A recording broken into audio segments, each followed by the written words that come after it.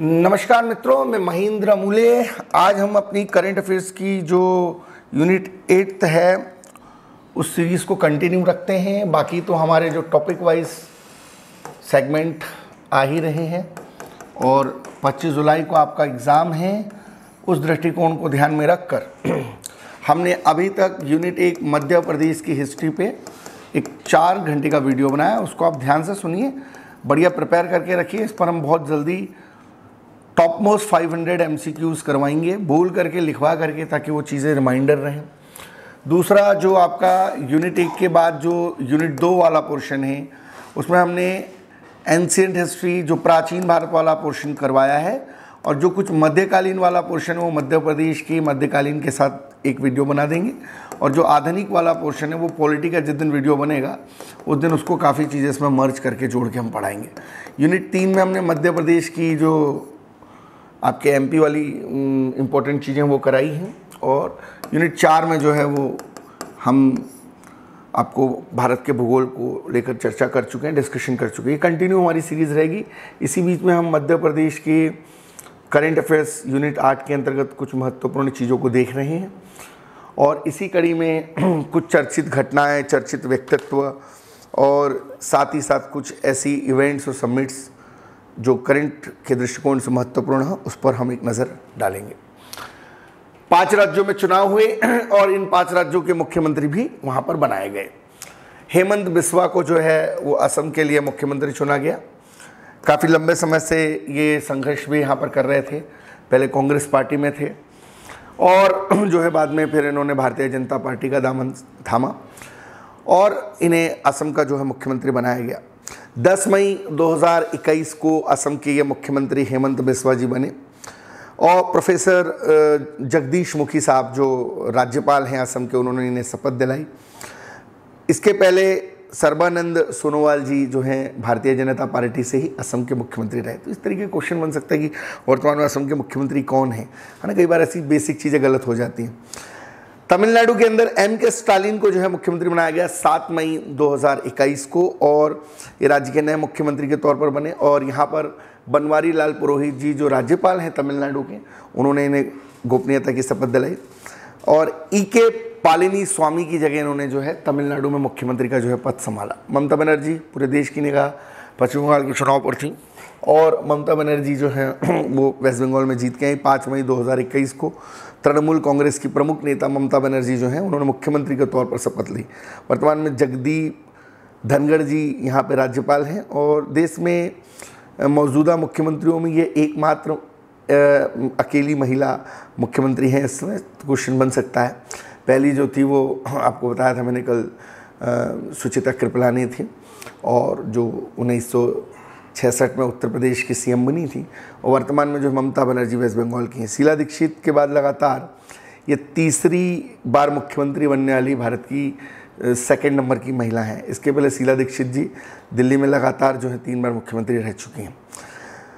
इसके बाद हम बात करेंगे पुडुचेरी की। तो पुडुचेरी में N. रंगास्वामी आप सामने स्क्रीन पे देख रहे हैं। 7 मई 2021 को ऑल इंडिया NRI कांग्रेस के जो है प्रमुख के तौर पर जो है ये जाने जाते हैं, और N. रंगास्वामी जो हैं ये नए जो है मुख्यमंत्री वहाँ पर जो हैं वो चुने गए हैं। केंद्र शासित प्रदेश पुडुचेरी के नए मुख्यमंत्री के पद पर इन्होंने जो है शपथ ग्रहण की है। यहाँ जो उपराज्यपाल हैं डॉक्टर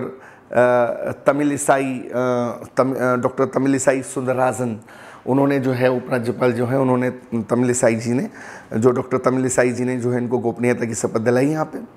और ये बेसिकली V. नारायण स्वामी का स्थान यहाँ पर इन्होंने लिया है।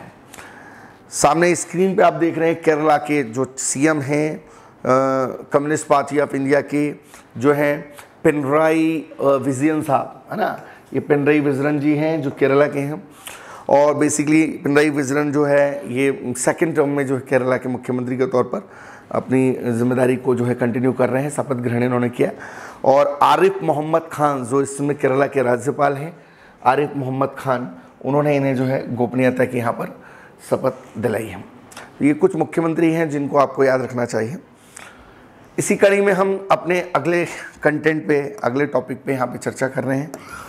मेरी कोशिश है कि हम जो है यहाँ पर करंट अफेयर्स के अंदर वो सारे topic, event, activities, important personalities discuss करें जहाँ से क्वेश्चंस आपके बन जाए, है ना। साथ ही कोशिश है कि जो पिछले 52 सप्ताह के रोजगार निर्माण है, जहाँ से MPPSC के प्रॉब्लम्स क्वेश्चन कई बार देखने को मिलते हैं, तो हम उसको भी एट ए ग्लांस यहाँ पर कहीं ना कहीं कंक्लूड करेंगे अपने लेक्चर्स के दौरान। और एग्ज़ाम ओरिएंटेड हम यहाँ पे वीडियोस बना रहे हैं। हमारा जो बेसिक मोटिव है वो एग्ज़ाम की कनेक्टिविटी पर जो है हमारा। अगला टॉपिक जो है वो है हमारा ऑस्कर अवार्ड। सबसे महत्वपूर्ण बात, ऑस्कर 1929 से कंटिन्यू मिल रहे हैं और 2021 में करीब करीब 93 टाइम्स अब तक ऑस्कर अवार्ड मिल चुके हैं। तो एक तो प्रिलिमिनरी में ये क्वेश्चन मिल सकता है कि भाई ऑस्कर अवार्ड कब से स्टार्ट हुए, और ये जो 93 ऑस्कर अवार्ड्स दिए गए हैं इसमें किस फिल्म को बेस्ट अवार्ड दिया गया है, किस अभिनेता को दिया गया। सबसे सर्वश्रेष्ठ अभिनेता जो हैं वो एंथनी हॉपकिंस को दिया गया है, और जो ऑस्कर अवार्ड की शुरुआत है बेसिकली वो 1929 में हो गई थी। ये आप देख रहे हैं स्क्रीन पे, ये जो हैं ये हैं एंथनी हॉपकिंस। एंथनी हॉपकिंस को जो है ये अवार्ड यहाँ पर दिया गया है, एंथनी हॉपकिंस को। और एंथनी जो हॉपकिंस हैं, इनको इनकी एक मूवी आई थी द फादर के लिए जो है ये जो है इनको अवार्ड से यहाँ पर नवाजा गया है, ठीक है। सर्वश्रेष्ठ निर्देशक वो हैं क्लो झाओ। ये क्लो झाओ को जो है सर्वश्रेष्ठ निर्देशक का अवार्ड दिया गया है। इनकी जो मूवी है वो है नोमैडलैंड, इसके लिए इनको सर्वश्रेष्ठ निर्देशक का अवार्ड दिया गया है।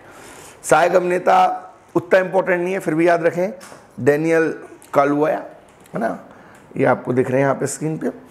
तो ये कुछ अवार्ड्स हैं जो 93 ऑस्कर हैं, वो आपको याद रखना ज़रूरी है यहाँ पे। सर्वश्रेष्ठ अभिनेत्री फ्रांसिस मैकडोरमंड को मिला है, और फ्रांसिस मैकडोरमंड जो हैं बेसिकली इनकी पिक्चर नोमैडलैंड के लिए इनको ये अवार्ड यहाँ पर दिया गया है। स्क्रीन पे आप इनका फ़ोटो भी देख रहे होंगे यहाँ पे। और इम्पोर्टेंट बात ये है कि बेसिकली फ्रांसिस जो मैकडोरमंड हैं उनको नोमैडलैंड के लिए जो है अवार्ड यहाँ पर दिया गया। इसके बाद सहायक अभिनेत्री हैं वो मीनारी के लिए जो है यूह जंग को मिला है ना। इस उम्र में जो है ये अवार्ड यहाँ पर इन्होंने अचीव किया है।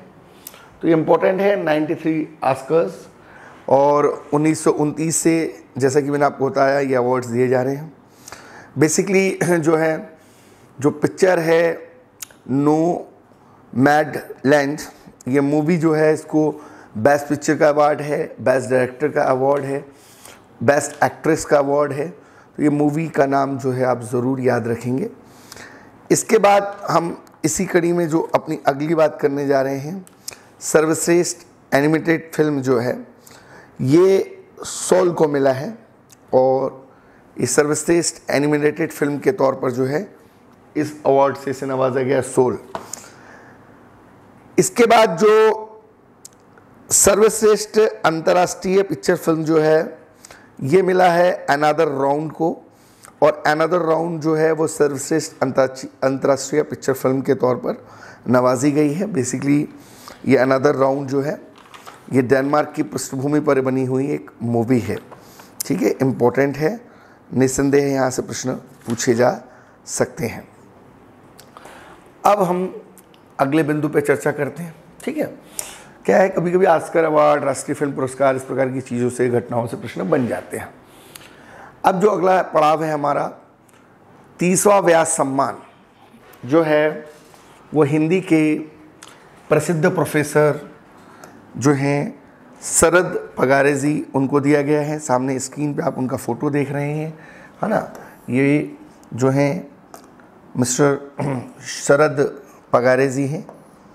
बेसिकली शरद पगारे जी को जो है यह अवार्ड यहाँ पर 30वां व्यास सम्मान दिया गया है 24 मार्च 2021 को। 1991 से ये व्यास सम्मान दिया जा रहा है बेसिकली, और के बिरला फाउंडेशन जो है इन अवार्ड्स को जो है घोषित करता है।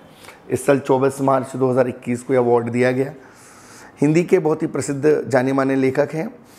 इसके पहले जो 29वां सम्मान है वो नासिरा शर्मा को मिला था, उनकी प्रसिद्ध रचना कागज़ की नाव के लिए, और ये काफ़ी पॉपुलर इनकी उपन्यास भी थी। जबकि जो प्रोफेसर पगारे जी हैं, इनके उपन्यास जो है पाटलिपुत्र की सामग्री है ना, उसके लिए इनको जो है इस अवार्ड से नवाजा गया है। पाटलिपुत्र की सामग्री, सामग्री मतलब रानी, तो इस रचना के लिए पाटलिपुत्र की सामग्री, इस रचना के लिए इनको जो है अवार्ड यहाँ पर दिया गया है। और मैंने बताया कि इसके पहले जो नासिरा शर्मा को मिला था कागज़ की नाव के लिए। अच्छा, इस व्यास सम्मान के अंतर्गत 4 लाख रुपए दिए जाते हैं, प्रशस्ति पत्र और स्मृति चिन्ह दिया जाता है। और यह सम्मान आमतौर पे जो पिछले 10 वर्षों की अवधि के दौरान हिंदी भाषा की साहित्यिक कृतियों को काफ़ी बेहतर तरीके से परोस रहा है, काफ़ी बेहतर तरीके से डिलीवर कर रहा है, ऐसे लेखकों को जो है ये अवार्ड यहाँ पर जो है बेसिकली दिया जाता है। ठीक है, बहुत इम्पोर्टेंट है, निस्संदेह यहाँ से प्रश्न बन सकता है। Dada Saheb Phalke award important award है। दादा साहब फाल्के अवार्ड जो 51वां दादा साहब फाल्के अवार्ड है, 51 नंबर का, ये मिला है रजनीकांत जी को, है ना। इस प्रकार के क्वेश्चन बन जाते हैं 51 नंबर का। और जो भारत सरकार की ओर से दिया जाने वाला फिल्म इंडस्ट्री का सबसे बड़ा पुरस्कार है। दादा साहब फाल्के ने ही 1913 में जो है राजा हरिश्चंद्र मूवी को जो है पहली बार डायरेक्ट किया था। और केंद्रीय सूचना प्रसारण मंत्रालय ने प्रसिद्ध अभिनेता रजनीकांत को इस अवार्ड को देने की घोषणा 1 अप्रैल 2021 को की। और यह पुरस्कार भारतीय सिनेमा की प्रगति और विकास में उत्कृष्ट योगदान के लिए दिया जाता है। आपकी जानकारी के लिए मैं बता दूं कि 1969 में ये अवार्ड स्टार्ट हुए थे और उस समय ये पहली बार अवार्ड दिया गया था देविका रानी जी को। ठीक है, 50 साल भी पूरे हो रहे इस अवार्ड के, इसलिए इम्पोर्टेंट है।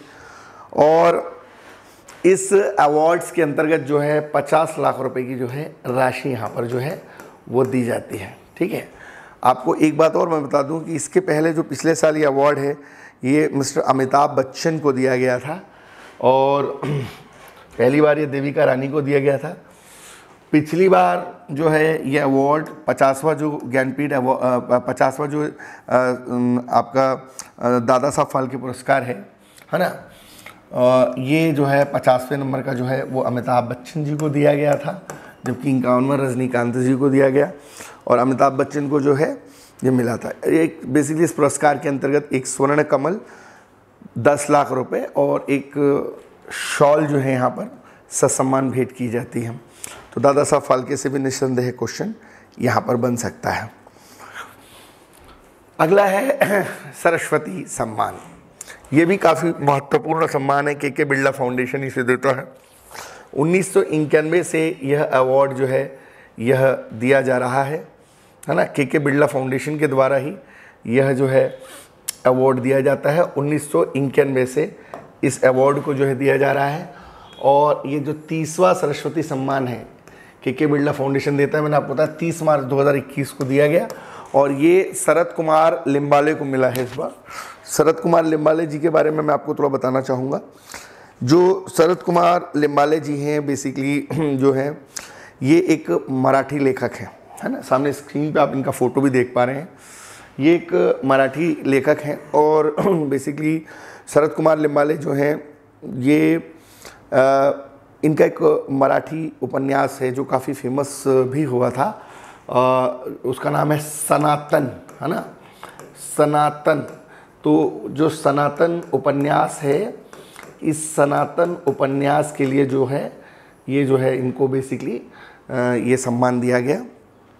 और इस उपन्यास के अंतर्गत जब 2018 में प्रकाशित हुआ तो दलित संघर्ष के जितने भी महत्वपूर्ण सामाजिक और ऐतिहासिक स्तर पर जो दस्तावेज हैं वो इस उपन्यास के अंतर्गत जो है यहाँ पर संग्रहित किए गए हैं।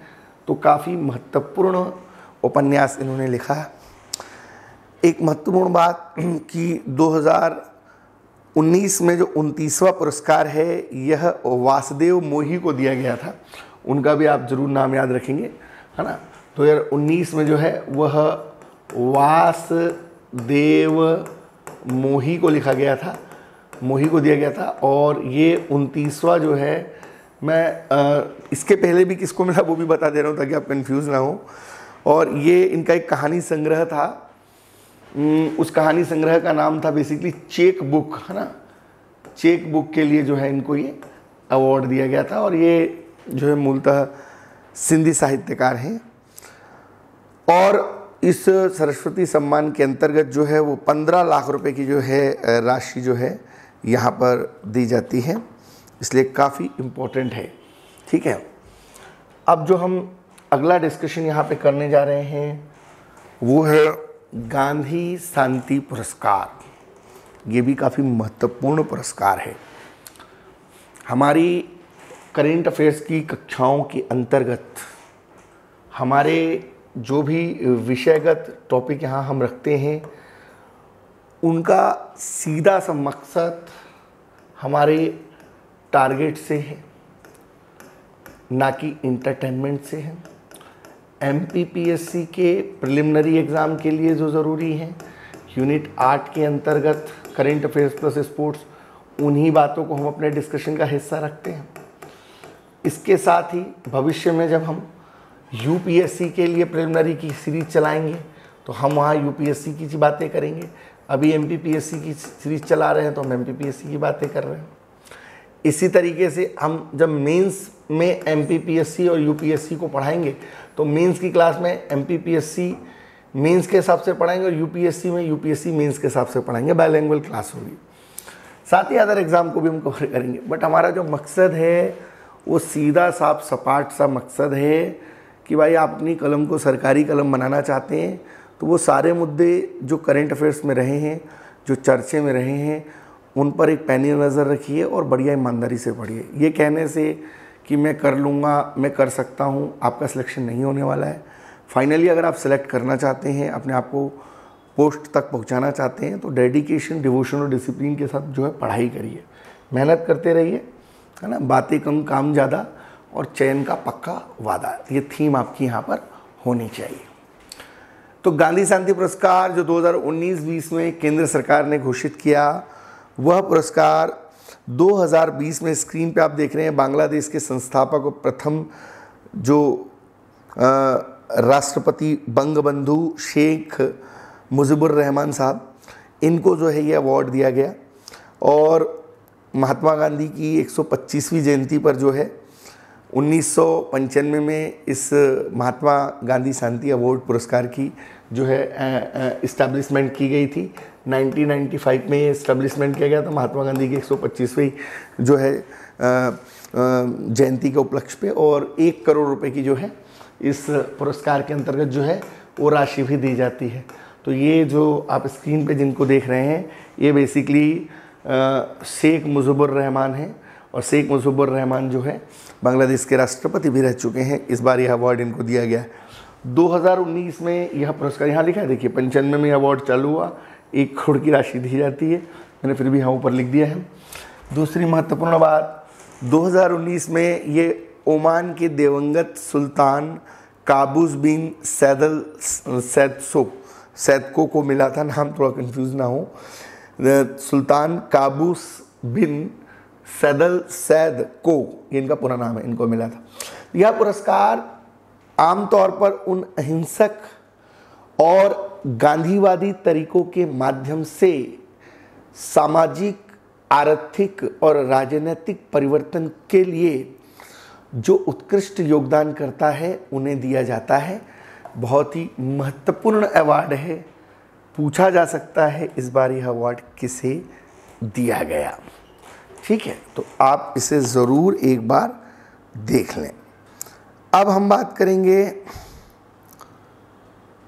एक इंडिया इनोवेशन इंडेक्स रिपोर्ट भी अभी आई है नीति आयोग की, ठीक है। क्यों इम्पोर्टेंट है रिपोर्ट, है ना। इंडेक्स रिपोर्ट में बहुत सारी रिपोर्ट्स आती रहती है। तो हम जो करेंट अफेयर्स के अंतर्गत आपका टॉपिक है ना, घटनाएं, एक्टिविटी, एक्चुअली में जो करेंट अफेयर्स है उसमें आपकी 3 महत्वपूर्ण हेडिंग है भाई। अगर आप अकॉर्डिंग टू सिलेबस MPPSC देखेंगे तो एक तो आपके हेडिंग में है आपके चर्चित व्यक्तित्व, तो इनको भी मैं अभी लिख लिख के एक एक चीज़ समझा दूंगा।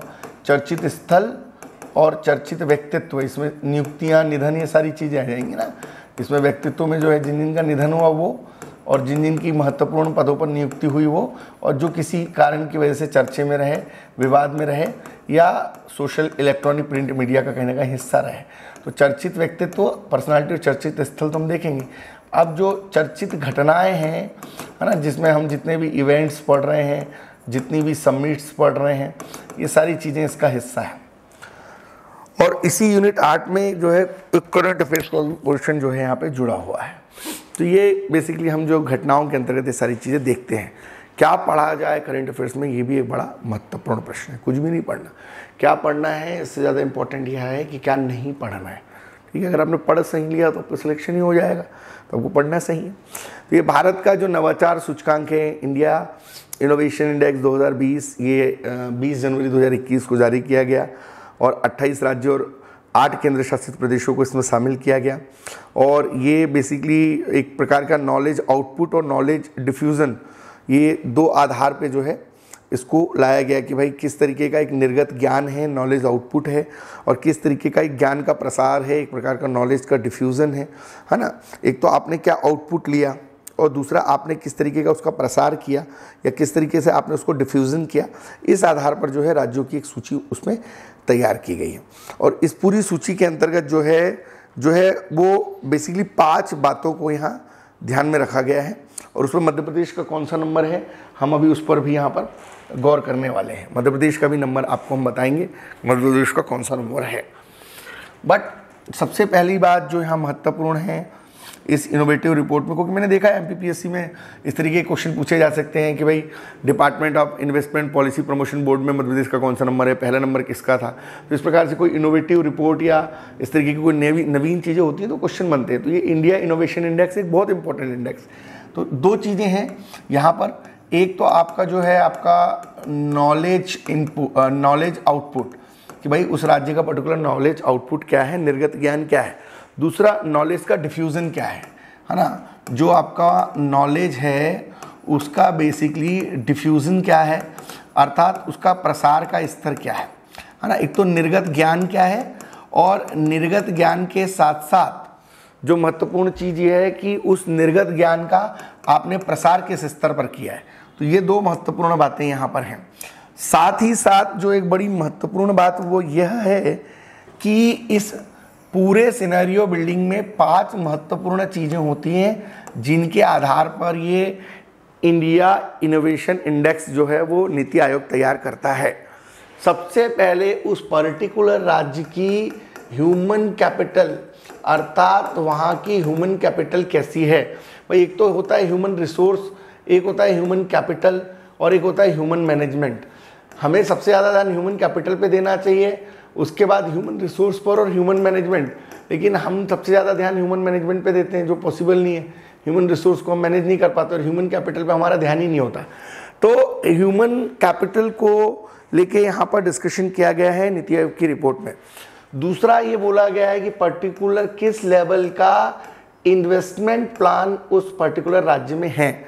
अभी मध्य प्रदेश का कौन सा नंबर है उस पर तो हम बाद में डिस्कशन करेंगे। पहले तो हम इस बात पर डिस्कशन कर रहे हैं कि भैया ये इंडिया इनोवेशन रिपोर्ट में होता क्या है। पहली चीज़ तो मैंने बताई कि भाई नॉलेज आउटपुट और नॉलेज डिफ्यूज़न को लेकर बात है, निर्गत ज्ञान और ज्ञान के प्रसार को लेकर बात। उसमें भी 5 पॉइंट है। पहला मानवीय पूंजी, दूसरा निवेश, तीसरा नॉलेज वर्कर्स, कौन कौन से नॉलेज वर्कर्स हैं या कौन कौन से ज्ञान कर्मी है, किस प्रकार के लोग आपके साथ हैं, है ना, किस प्रकार के नॉलेज वर्कर्स आपके वहाँ पर काम कर रहे हैं। कोई भी काम कर रहे हैं तो आपके साथ काम करने वाले लोग कौन है, ये बहुत महत्वपूर्ण है। तीसरा बिजनेस एनवायरनमेंट कैसा है, व्यापारिक परिवेश कैसा है ना, बिजनेस एनवायरनमेंट कैसा है, एक व्यापारिक परिवेश कैसा है, किस प्रकार का व्यापारिक परिवेश है। और चौथी महत्वपूर्ण चीज़ की सेफ्टी और लीगल एनवायरनमेंट कैसा है ना, किस प्रकार की सेफ्टी है और किस प्रकार का जो है एक प्रकार का जो है वो यहाँ पर एक आप ये कह सकते हैं कि एक सुरक्षा और विधिक परिवेश या एक प्रकार का किस तरीके का एक लीगल इन्वायरमेंट वहाँ पर है। तो पूरे मध्य प्रदेश का सर्वे किया गया 52 जिलों का कि भाई human capital, knowledge workers, investment level, आपके आपके व्यापारिक परिवेश के मतलब या बिजनेस एनवायरनमेंट और एक सेफ्टी और लीगल एनवायरनमेंट कैसा है। तो वो जब सर्वे किया गया तो पूरे मध्य प्रदेश की रिपोर्ट में जो नंबर लगा वो मध्य प्रदेश का नंबर लगा भैया, यहाँ पर 13वां नंबर लगा मध्य प्रदेश का। देखिए आपको 100 में से कितने नंबर मिले, है ना, या जो भी नंबरिंग हुई तो मध्य प्रदेश का नंबर आया भैया 13वां। ठीक है, भले हमारी सरकार और सरकार में बैठे लोग बढ़िया नीति बनाने की बातें करें, लेकिन कितनी अच्छी नीयत के साथ वो कर रहे हैं ये एक बहुत महत्वपूर्ण बात है। ठीक है, मैं यहाँ से हूँ बालाघाट से, मध्य प्रदेश के बालाघाट से, और मेरी कोशिश ये है कि मध्य प्रदेश के जितने ज़िले हैं ना वहाँ तक अपनी बात जो है मैं रख दूँ, और यहाँ के हर ज़िले के जो बच्चे हैं ये हमारे वीडियो लेक्चर सुन करके जो है MPPSC का जो एग्ज़ाम है उसको बढ़िया क्रैक करें।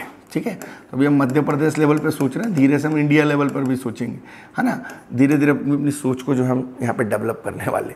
तो हमारे करंट अफेयर्स में तो खैर वर्ल्ड सिनेरियो, इंडिया का सिनेरियो और मध्य प्रदेश का सिनेरियो, सारे सिनेरियो को लेकर हम थिंक जो है ग्लोबली और एक्ट लोकली के अप्रोच से काम करते हैं, वसुधैव कुटुंबकम के अप्रोच से काम करते हैं। तो ये मध्य प्रदेश का आप देखिए 13वां नंबर है। सबसे अच्छी पोजीशन देखिए कर्नाटका की है ना, सब कुछ अच्छा है वहाँ, ह्यूमन कैपिटल अच्छा है वहाँ, इन्वेस्टमेंट है वहाँ, नॉलेज वर्कर्स वहाँ हैं, बिजनेस इन्वेस्टमेंट वहाँ है, सेफ्टी है वहाँ पर, और यहाँ पर जो है लीगल डिफ्यूज़न और एक लीगल इन्वायरमेंट भी यहाँ पर है। तो हमारी सरकारों को चाहिए चिंतन करें और अपनी स्थिति को जो सुधारें, पहले नंबर पर आए फिर जो है बातें करें, है ना, बातें करने से थोड़ी काम हो जाएगा भैया। तो भैया बातें करने के पहले देखना पड़ेगा कि आपकी पोजीशन है कहाँ। आप देखिए 13वें नंबर पर है यहाँ, आपसे ऊपर कर्नाटका है, सेकंड नंबर पर यहाँ महाराष्ट्र है, थर्ड नंबर पर तमिलनाडु है, तेलंगाना है, केरला है, हरियाणा, आंध्र प्रदेश, गुजरात, उत्तर प्रदेश, पंजाब, वेस्ट बंगाल, राजस्थान। आपके नीचे कौन है? उड़ीसा है, झारखंड है, छत्तीसगढ़ है, बिहार है। खुश होने की जरूरत नहीं है, आप अपनी स्थिति देखिए, आप कहाँ पर हो इंडिया इनोवेशन के अंदर। 13वें नंबर पे हो साहब, 13 मध्य प्रदेश है ना, माँ की गोद और पिता का आश्रय मेरा मध्य प्रदेश। 13वां नंबर है मध्य प्रदेश का, है ना, याद रखेंगे। अभी हम जो अपना डिस्कशन कर रहे हैं भैया, हमारा जो डिस्कशन है ना भैया, पूरा का पूरा एग्जाम ओरिएंटेड बातें करते हैं, एग्जाम ओरिएंटेड, है ना, एग्जाम ओरिएंटेड। 10 वीडियो बना देंगे करंट अफेयर्स के, 4-5 बना देंगे खेलकूद के, यूनिट 8 तैयार। इससे बाहर कुछ नहीं आएगा। पेपर उठा के पेपर जिस दिन आएगा देख लेना। हमने 2014-15 में अपने ऑफलाइन क्लास में पैरेट लेडी पढ़ाया था। खजुराहो में मूर्ति लेके आई थी, उस समय एनडीए की गवर्नमेंट जब बनी थी, और पैरेट लेडी चर्चा में थी। वो खजुराहो के मंदिर में जो है कई साल विदेशों में रहकर वो मूर्ति को वापस हमने अपने हस्तांतरित करवाया था। वो पैरेट लेडी हमने पढ़ाया था, वो परीक्षा में क्वेश्चन आ गया था, करंट अफेयर से था।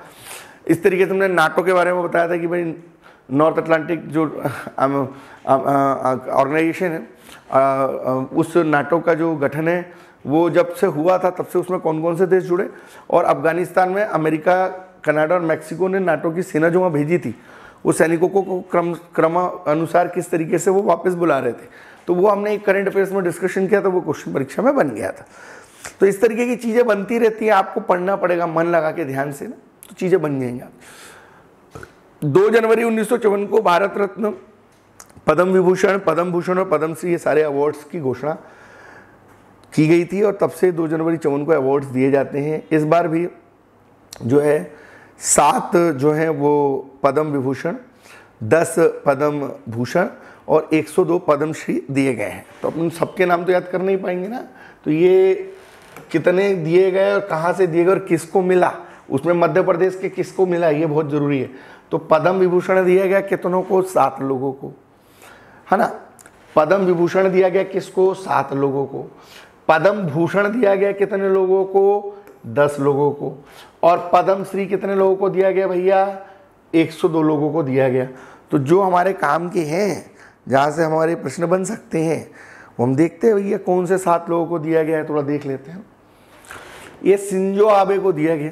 शिंजो आबे जापान के ना बहुत फेमस पर्सनालिटी है, तो शिंजो आबे को दिया गया, याद रखेंगे आप, शिंजो आबे जी को याद रखेंगे।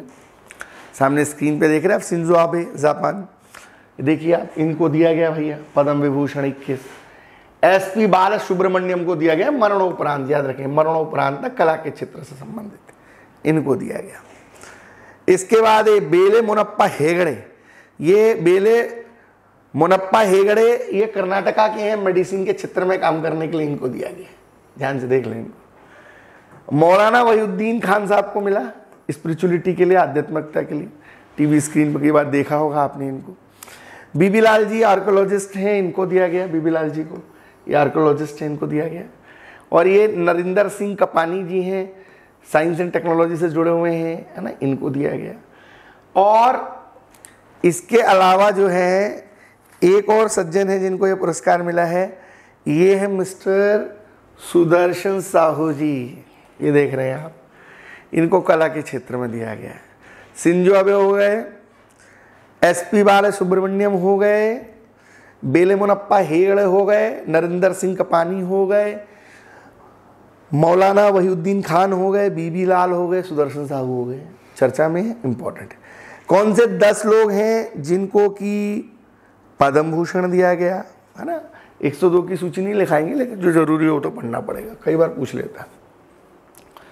कृष्ण नैयर शांता कुमारी को मिला, और कृष्णा अय्यर शांता कुमारी को मिला, ये महत्वपूर्ण तरीके से, है ना, याद रखेंगे आप।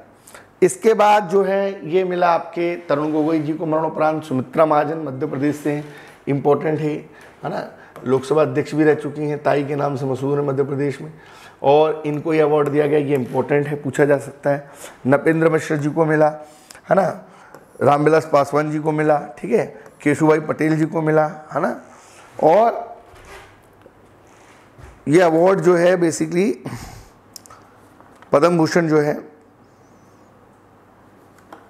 ये मिला आपके कृष्ण नायर संत कुमार, आपके तारलोचन सिंह और चंद्रशेखर जो है आपके, नाम याद रखेंगे, चंद्रशेखर काबरा, है ना, चंद्रशेखर काबरा।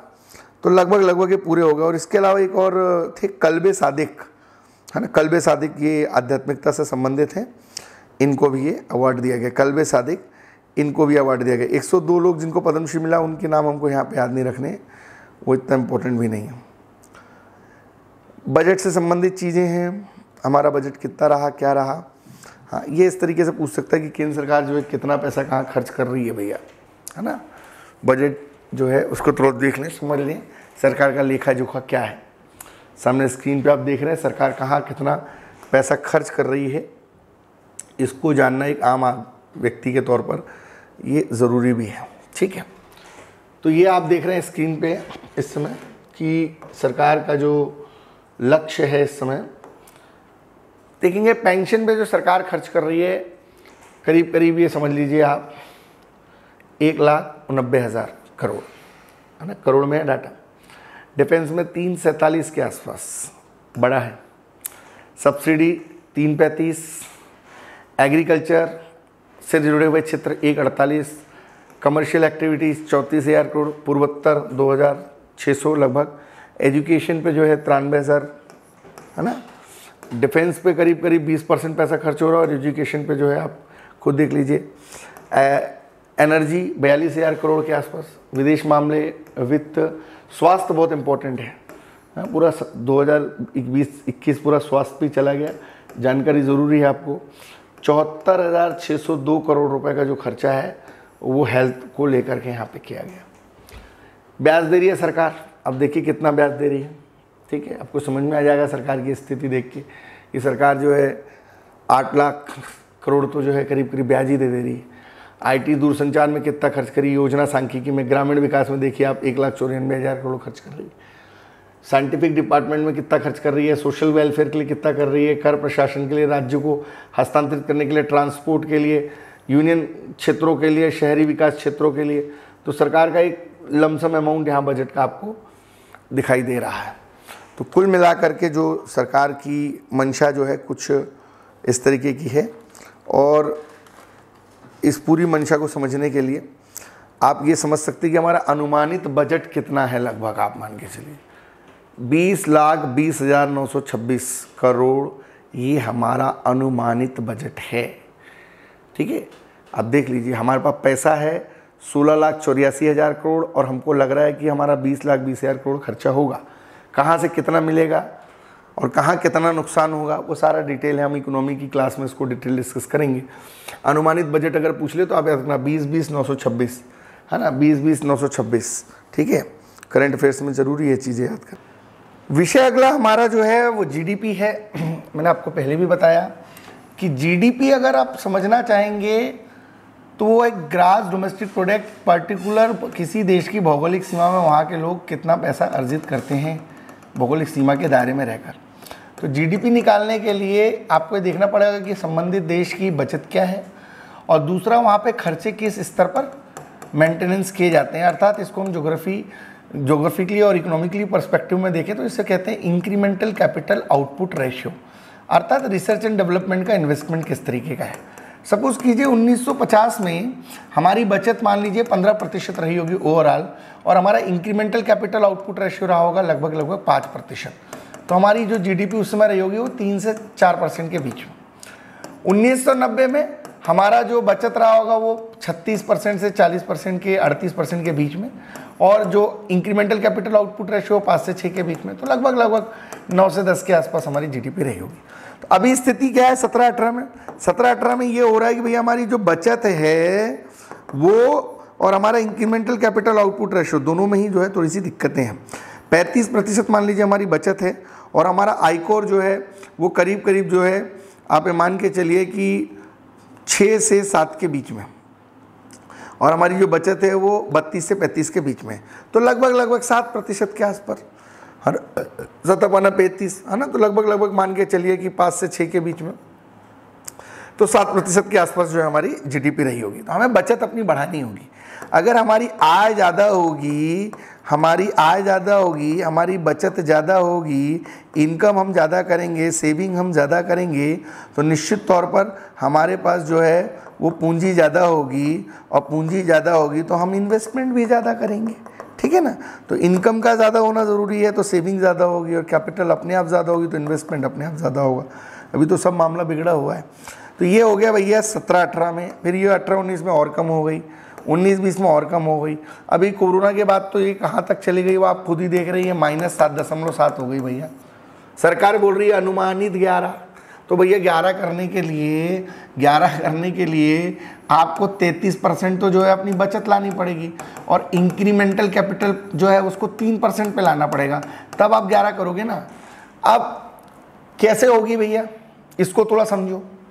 अभी जो हमारा इंक्रीमेंटल कैपिटल आउटपुट रेशियो है वो है 6.81, ठीक है। इसको कैसे सरकार अपने खर्चों को कम करके 3% तक लाएगी, ये सरकार को बताना पड़ेगा कि कैसे करेगी भैया सरकार, है ना। पेट्रोल के रेट बढ़ा के करेगी, तेल के रेट बढ़ा के करेगी, डीजल के रेट बढ़ा के करेगी। दूसरी इंपॉर्टेंट बात कि बचत 33 कैसे करेगी भैया। घरेलू या डोमेस्टिक बचत हो रही है 19.5%, है ना। ये प्री कोरोना के पहले की स्थिति है। 12.5% हो रही है प्राइवेट की, मतलब ये 20 और समझ लो 32, और सरकार तो कुछ बचा ही नहीं पा रही है। तो जब बचत ही 30% है, ये मैं जो बात कर रहा हूँ ये प्री कोरोना के पहले की बात है। अभी प्री कोरोना के बाद तो हमारी डोमेस्टिक सेविंग कम हो गई, प्राइवेट सेविंग खत्म हो गई, सरकार के पास कुछ खास बचा नहीं। फिर भी सरकार एक पॉजिटिव आशावादी दृष्टिकोण रख रही है और हमें सरकार के दृष्टिकोण में कदम से कदम मिला के सपोर्ट करना भी चाहिए, ठीक है। और हमारी अर्थव्यवस्था को जो फूड पॉइजनिंग हो गई है उस फूड पॉइजनिंग से जो है बाहर निकलना कैसे है, इस पर हमें सोचना चाहिए। अगला हमारा मुद्दा है राजकोषीय घाटा। मैं भैया कोई भी चीज़ ऐसे नहीं पढ़ा रहा हूँ। पिछली बार physical responsibility budget management act Madhya Pradesh में कब आया, आंसर 2005 था, क्योंकि वहाँ पर ये इम्पोर्टेंट है इसलिए मैं ये चीज़ें पढ़ा रहा हूँ, ठीक है। तो राजकोषीय घाटा मतलब सरकार जिस मशीनरी को लगाती है उस पर जो खर्चा होता है और राजस्व इकट्ठा करने के लिए लगाती है। तो ये जो एक फिजिकल डेफिसिट है, अगर हम देखें तो सरकारी स्तर पर 2003 से प्रयास चल रहे हैं कि जो फिजिकल डेफिसिट है उसको कम किया जाए, है ना। हमने अमेरिका में जाके जो है गैर योजनागत खर्चों को कैसे वो कम करते हैं, ऑस्ट्रेलिया में जाके नॉन प्लान पर वो कैसे खर्च करते हैं, कम करते हैं, उस पर एक स्टडी करी और इसी स्टडी के आधार पे हमने physical responsibility budget management act लेकर आए 2003 में। बाद में वो इम्प्लीमेंटेशन होते होते 5 हो गया, है ना। फिर वो 8 में लागू हुआ, उसको रिवाइज किया गया 12 में, 15 में फिर उसमें फिर संशोधन हुए, अभी भी प्रोसेस चल रही है। मध्य प्रदेश सरकार ने 2005 में और भारत सरकार ने 2003 में इसको लॉन्च करने की योजना पर काम चालू किया। कई बार संशोधनों के बाद कई बार चीज़ें बदली। कुल मिलाकर सरकार का लक्ष्य था कि जो फिजिकल डेफिसिट है 0.5, 0.5, 0.5, 0.5, 0.5 पूरी पंचवर्षीय योजना में कम करना, और 2.5% की कमी जो है ये कहीं ना कहीं ग्रोथ तो लेवल पर जीडीपी में बढ़ेगी। उसी तरीके से राजस्व घाटा 0.3, 0.3, 0.3, 0.3, 0.3 5 सालों में ये करीब 1.5% कम करना, ताकि सरकार का लक्ष्य था ये 2.5 और 1.5 ये करीब करीब 4% मैनेज हो जाएगा तो जीडीपी बढ़ेगी। लेकिन हुआ बिल्कुल इसके उल्टा।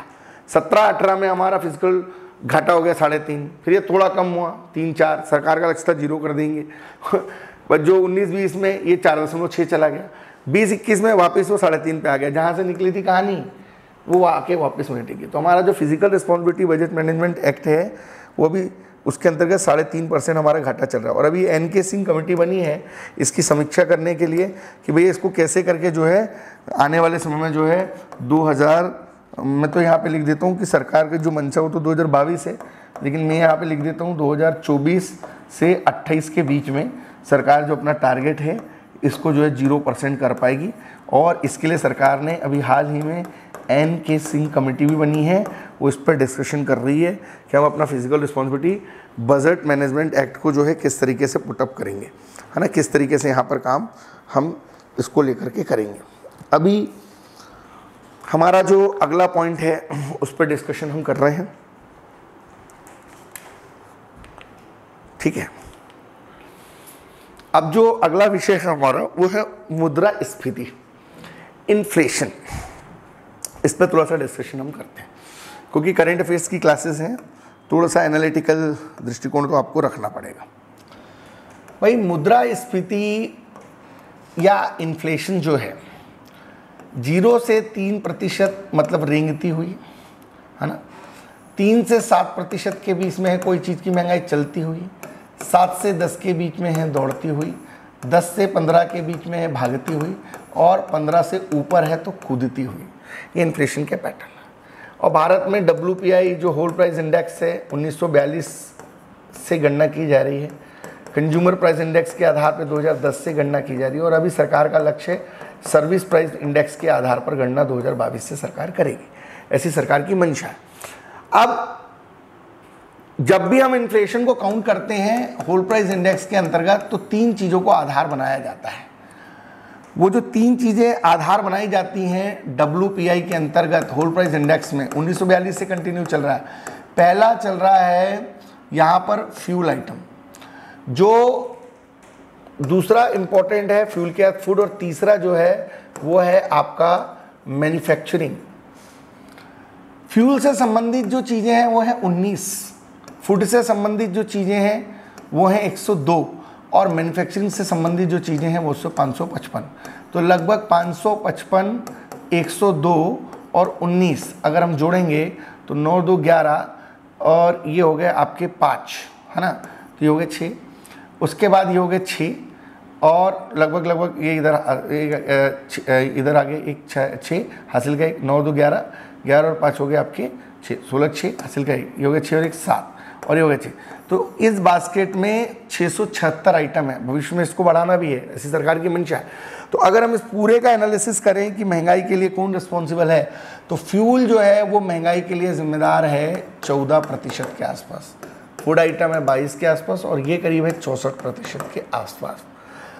ये हमने एक बेसिक थीम आपको बताई कि महंगाई के लिए कौन रिस्पॉन्सिबल है, प्राइस हाइक के लिए या इन्फ्लेशन के लिए कौन इंपॉर्टेंट। 17-18 में आप देखेंगे ये जो डार्क वाली जो लाइन आप देख रहे हैं, ये जो डार्क वाली लाइन है ये कंज्यूमर प्राइस इंडेक्स है जो 2010 से हम काउंट कर रहे हैं, और ये जो नीचे आप लाइन देख रहे हैं ये आपका होल प्राइस इंडेक्स है जो 1942 से हम काउंट कर रहे हैं। आप देखेंगे 17-18 में दोनों देखेंगे, जो कंज्यूमर प्राइस इंडेक्स था वो 3.6 था, और थोक मूल्य सूचकांक जो था वो 3 था।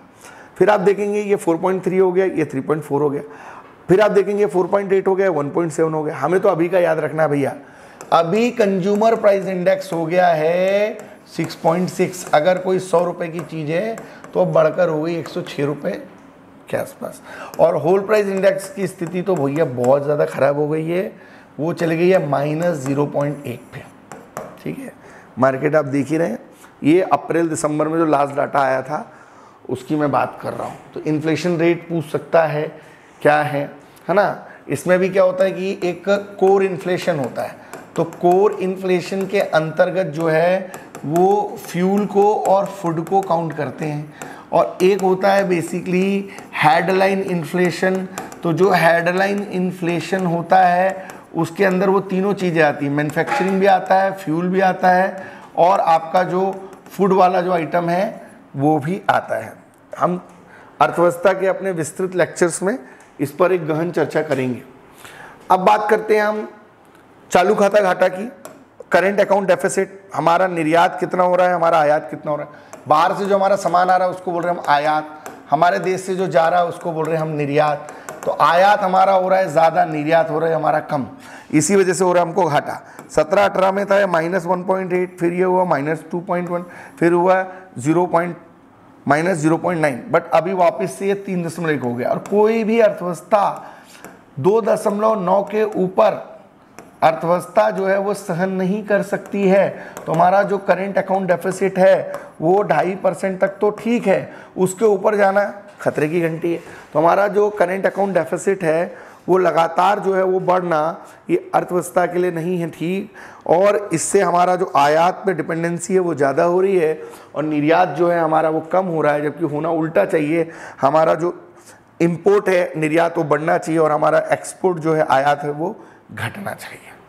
उसके बाद भी आपको हम ये बता दें कि कहीं ना कहीं हमारा फॉरेक्स या विदेशी मुद्रा भंडार जो है, हमारा जो फॉरेक्स है, फॉरेन करेंसी है, मुद्रा भंडार है, बिलियन डॉलर में बढ़ रहा है।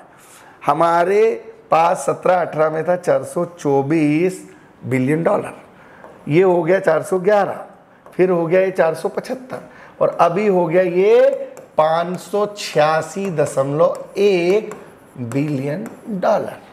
तो हमारा विदेशी मुद्रा भंडार कोरोना काल में बढ़ा है भाई, ये आपको समझना है।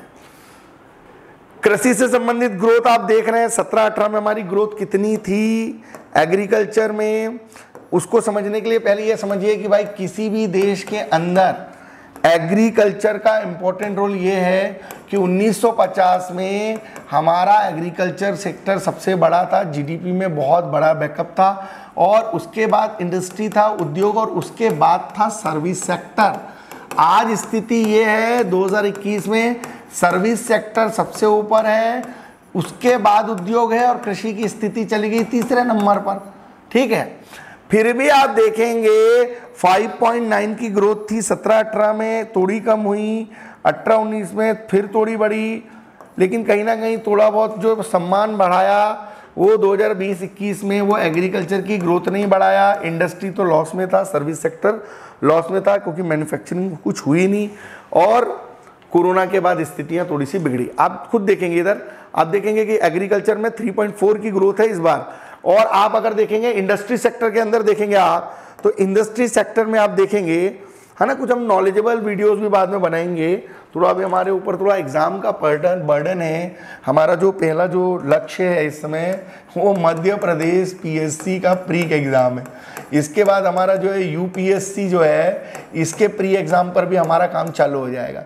फिर इसके बाद हमारे जो फाउंडेशन बैचेस हैं है ना, फाउंडेशन बैचेस जो मेंस के लिए हैं, और फाउंडेशन बैचेस जो हमारे स्पेशली जो प्री के लिए हैं उस पर भी हम लोग काम करने वाले हैं। तो हमारी स्ट्रैटेजी आगे आपको देखने को मिलेगी डे बाय डे, और कुछ गलतियां कुछ कमियां निसंदेह होंगी, उनको हम स्टेप बाय स्टेप सुधारेंगे है ना। इंसान गलतियों का पुतला है, और कुछ गलतियां तो बेसिकली हो ही जाती हैं, गलती होती है तभी इंसान सीखता भी है। तो धीरे धीरे हम सीख रहे हैं, और इस प्रक्रिया में जो है लगातार हम सुधार करेंगे। और वैसे भी सुधार एक अनवरत चलने वाली प्रक्रिया है, और इसी का हिस्सा हम भी हैं, आप भी हैं। बस अपने तरफ से 100% दें और पूरी ईमानदारी से जो भी काम कर रहे हैं उसको करें भाई, ठीक है। अब इंडस्ट्री सेक्टर की ग्रोथ देखिए आप, 17-18 में ये 6.3 थी, 18-19 में 4.9 हुई, 19-20 में 0.9 हुई, और अभी तो ये हो गई माइनस। कारण पूरे कोर सेक्टर जिस पर इंडस्ट्री डिपेंड है, 8 कोर सेक्टर लगभग माइनस में चल रहे हैं। मैन्युफैक्चरिंग की अगर हम बात करें तो पिछले कुछ समय में 2019-20 से 2020-21 के बीच में जो मैन्युफैक्चरिंग ग्रोथ 12% थी वो घट करके 0.9% हो गई है। तो जो चीज 12% की ग्रोथ के साथ बढ़ रही थी वो अचानक से अगर 0.9 हो जाएगी तो इंडस्ट्री सेक्टर तो खत्म ही होगा ना भाई।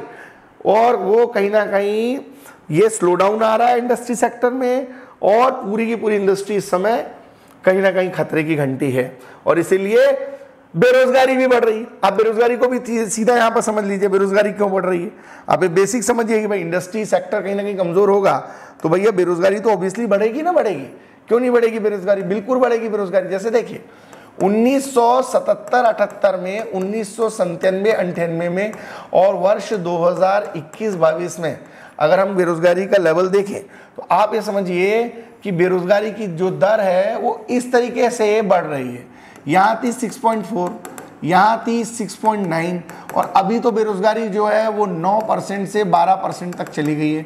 अभी रिसेंटली 11.97% जो है वो अनएम्प्लॉयमेंट रेट है, जो बहुत ही बुरी कंडीशन है, बहुत ही तकलीफ देने वाली कंडीशन है। बहुत लोगों के रोजगार छीन गए हैं इस पूरे कोरोना काल में।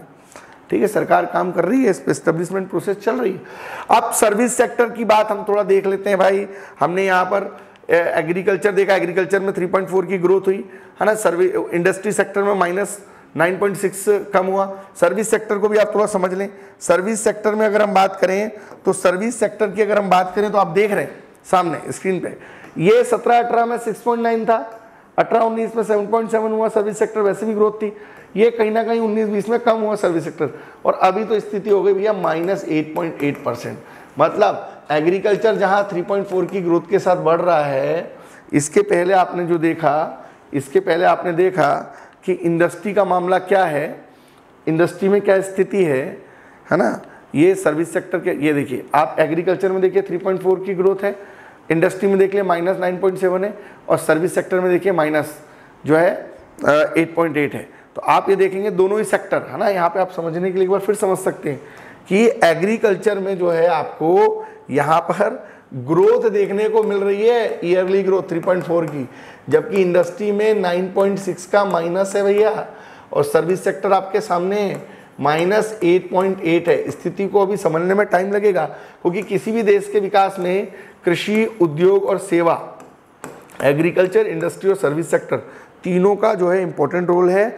किसी भी एक सेक्टर को नकारा नहीं जा सकता है, यह आप थोड़ा ध्यान देंगे।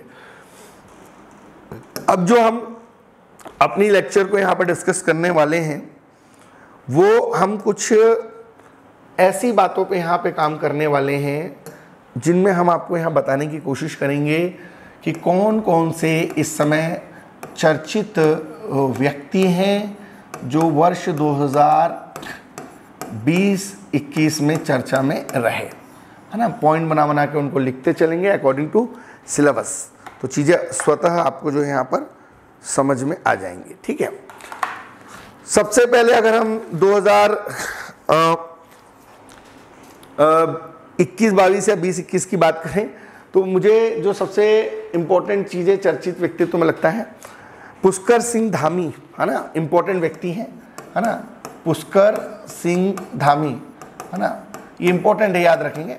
अभी हाल ही में जो है बेसिकली ये 4 जुलाई 2021 को जो है तीरथ सिंह रावत के स्थान पर जो है उत्तराखंड के जो है मुख्यमंत्री बनाए गए हैं।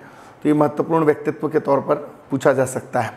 ठीक है, ऐसे बहुत सारी पर्सनालिटीज़ हैं। इसके बाद प्रदीप कुमार जोशी जी बहुत इंपॉर्टेंट है। ठीक है, प्रदीप कुमार जोशी जी इंपॉर्टेंट है। ठीक है, मुझे लगता है कि ये निश्चित तौर पर जो है इस तरीके की जो चीज़ें हैं ये इंपॉर्टेंट है, यहाँ पर बहुत इंपॉर्टेंट है। ठीक है, इसको आप याद रखेंगे। प्रदीप कुमार जोशी जी को जो है यूपीएससी का चेयरमैन बनाया गया, ये पिछले साल ही बना दिया था 7 अगस्त 2020 को, है ना। और इन्होंने अरविंद सक्सेना का स्थान यहाँ पे लिया है, अरविंद सक्सेना का स्थान इन्होंने यहाँ पर लिया है। फेमस पर्सनालिटी है। इसके बाद हम बात करेंगे यहाँ पे राजीव कुमार जी की, है ना।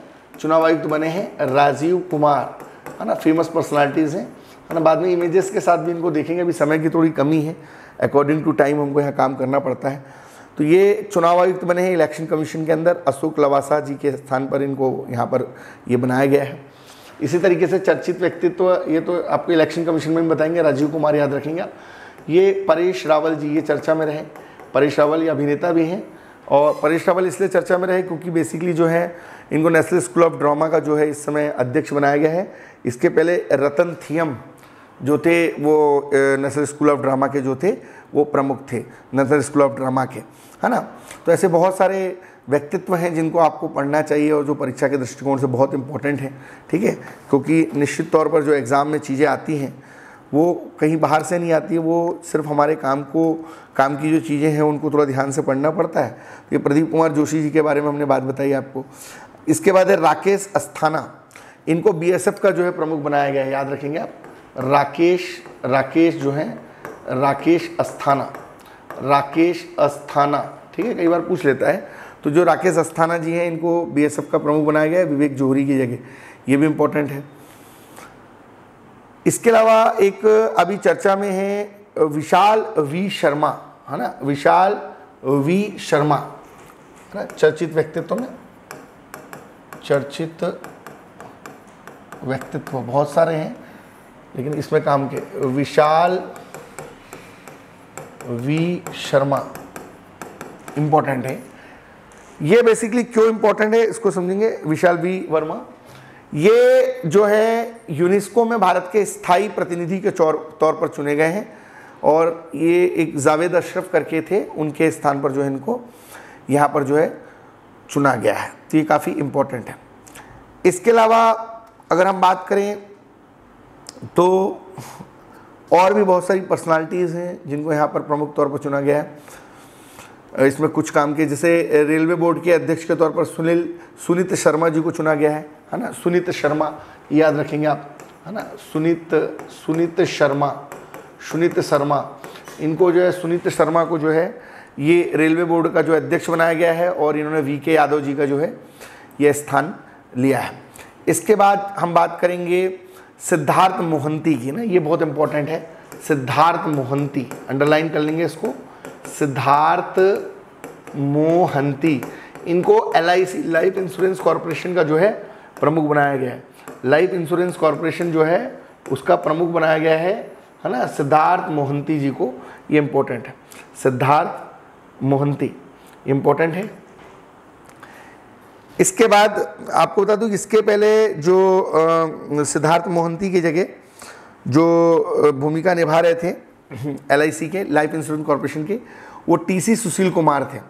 तो इसलिए आप इसको ज़रूर याद रखें। साथ ही साथ हम कुछ ऐसी महत्वपूर्ण बातें यहाँ देख रहे हैं जो निसंदेह परीक्षा के दृष्टिकोण से बहुत ज़्यादा इम्पोर्टेंट है।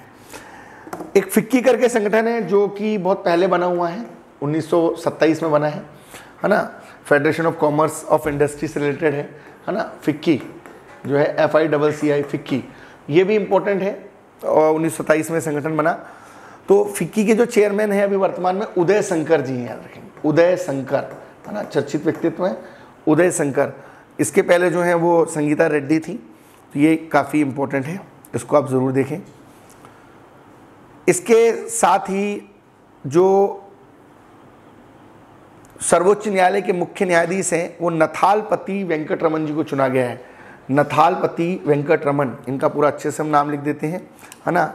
नथालपति वेंकटरमन, नाम याद रखेंगे आप, नथालपति वेंकटरमन।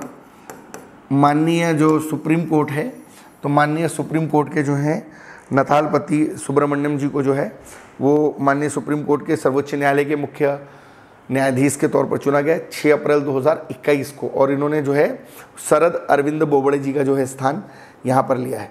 इसी तरीके से सुशील चंद्र, ये भी आप याद रखेंगे, है ना, सुशील चंद्र, है ना, सुशील चंद्र, है ना।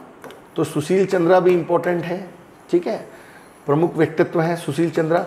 इनको चीफ इलेक्शन कमीशन बनाया गया है, मुख्य चुनाव आयुक्त बनाया गया है, और 13 अप्रैल 2021 को। और ये सुनील अरोड़ा का इन्होंने स्थान लिया है, सुनील अरोड़ा का जो है इन्होंने स्थान लिया है। इसके साथ ही बहुत सारे व्यक्तित्व ऐसे हैं जिनको हमको देखना चाहिए यहाँ पर। एक पर्सनालिटी और है व्यक्तित्व में, सुबोध कुमार जायसवाल, है ना, ये याद रखेंगे आप, सुबोध कुमार जायसवाल। ये सुबोध कुमार जो है जायसवाल, ये सुबोध कुमार जायसवाल को जो है बेसिकली यहाँ पर जो है सेंट्रल ब्यूरो ऑफ इन्वेस्टिगेशन का जो है, सेंट्रल ब्यूरो ऑफ इन्वेस्टिगेशन जो है, सेंट्रल ब्यूरो ऑफ इन्वेस्टिगेशन का जो है हेड बनाया गया है और 25 मई 2021 को इनको हेड बनाया गया। इसके पहले ऋषि कुमार शुक्ला जी जो थे वो इसके महत्वपूर्ण पद पर विराजमान थे। और साथ ही साथ बहुत सारे और भी ऐसी संस्थाएं हैं जिनके अंदर काफ़ी बड़े स्तर पर बदलाव हुआ है। हम अभी आयोग जब यूनिट 10 पढ़ेंगे तो उसमें बहुत सारी संस्थाओं के चेयरमैन आपको बदले नजर आएंगे। अरुण कुमार मिश्रा जी, है ना, ये बहुत इंपॉर्टेंट है, याद रखेंगे आप। अरुण कुमार मिश्रा ने तो आपने पढ़ा कुछ और है, आप टिक कुछ और लगा के अगर बदल कोई और गया, है ना, क्योंकि करंट अफेयर्स में ये बड़ी दिक्कत है, अलग अलग किताबों में अलग अलग चीज़ें मिलती हैं। तो ये अरुण कुमार मिश्रा जी बहुत ज़्यादा इंपॉर्टेंट है क्योंकि अभी इनको 3 जून 2021 को जो नेशनल ह्यूमन राइट कमीशन है उसका चेयरमैन बनाया गया है। नेशनल ह्यूमन राइट कमीशन का चेयरमैन बनाया गया है 3 जून 2021 को, कोई मानवाधिकार टॉपिक भी हमारे उसमें। और इन्होंने जो है बेसिकली HL दत्तू का स्थान लिया, याद रखेंगे आप। HL दत्तू जो हैं अब राष्ट्रीय मानवाधिकार आयोग के अध्यक्ष नहीं रहे हैं और उसके जगह जो है अरुण कुमार मिश्रा जो हैं यहाँ पर प्रमुख तौर पर बना दिए गए हैं, है ना। तो ये आपको याद रखना है। तो बहुत सारे ऐसे व्यक्तित्व हैं जो हम अपने करंट अफेयर्स के सेशंस में कंटिन्यू लाएंगे। सुरेश एन पटेल, याद रखेंगे, सुरेश एन पटेल, सुरेश एन पटेल, ठीक है, ये सुरेश एन पटेल हैं, ये भी आप याद रखेंगे। सुरेश एन पटेल, इनको जो है वो सतर्कता आयुक्त जो है हमारी संस्था, केंद्रीय सतर्कता आयुक्त के तौर पर जो है CVC का प्रमुख बनाया गया है। CVC का जो है प्रमुख इनको बनाया गया है और ये इम्पोर्टेंट है। इन्होंने जो है बेसिकली संजय कोठारी जी का जो है स्थान यहाँ पर लिया है, संजय कोठारी जी का स्थान लिया है। ये कुछ फेमस पर्सनालिटीज़ हैं जिनको जानना आपको बहुत ज़्यादा ज़रूरी है, ठीक है। अभी कुछ फेमस पर्सनालिटीज़ जो हैं वो उनका निधन भी हो गया, तो मैं पॉइंट वाइज यहाँ पे बोल रहा हूँ, आप उसको स्पीड से नोट डाउन करते चलेंगे, है ना, क्योंकि हर चीज़ स्क्रीन पे लिखना पॉसिबल नहीं है, समय का अपना एक सीमा है ना। दिलीप कुमार जी भी नहीं रहे, आपको पता ही है, 7 जुलाई को ट्रेजेडी किंग के नाम से प्रसिद्ध है। दिलीप कुमार पे क्वेश्चन आ सकता है कि भाई इनको दादा साहब फाल्के कब मिला था ना, तो दादा साहब फाल्के इनको मिला था 1994 में, ठीक है, क्योंकि क्वेश्चन पेपर जो है कई बार करेंट 15 दिन पहले भी पूछ लेता है। तो 1994 में जो है वो दिलीप कुमार साहब को जो है वो ट्रेजेडी किंग जो कहे जाते हैं उनको दादा साहब फाल्के मिला था, ठीक है। दादा साहब फाल्के अवार्ड जो है 1994 में दिया गया था, इनको याद रखेंगे आप, ठीक। इसके अलावा आपके मिल्खा सिंह जो इम्पोर्टेंट है ना, मिल्खा सिंह बहुत इम्पोर्टेंट है। देखिए जो चर्चा में रहेगा ना वही आएगा, परीक्षा में भी वही आएगा, ठीक है, जो रहेगा चर्चे में वही आएगा पर्चे में, ठीक है। तो ये मिल्खा सिंह इम्पोर्टेंट है। मिल्खा सिंह इसलिए इम्पोर्टेंट है क्योंकि मिल्खा सिंह की जो डेथ हुई है वो हुई है आपके 18 जून 2021 को, ठीक है, इम्पोर्टेंट बात। अब 18 जून 2021 को इनका डेथ हुआ है और ये द फ्लाइंग सिख के नाम से फेमस है, एक प्रसिद्ध एथलेटिक्स हैं। और इनकी जो पत्नी है ना, वो भी 5 दिन पहले ही एक्सपायर कर गई थी, निर्मल कौर, है ना, निर्मल कौर इनकी पत्नी है, याद रखेंगे, निर्मल कौर। इनकी डेथ हुई थी आपके 13 जून को इनकी डेथ हुई थी और 18 जून को जो है वो मिल्खा सिंह साहब की डेथ हुई थी। और बेसिकली जो उनकी पत्नी है निर्मल कौर, ये भी आपकी एक फेमस जो है राष्ट्रीय महिला वॉलीबॉल टीम की जो है कप्तान रही हैं, फेमस पर्सनालिटी है, ज़रूर आप इनको याद रखेंगे।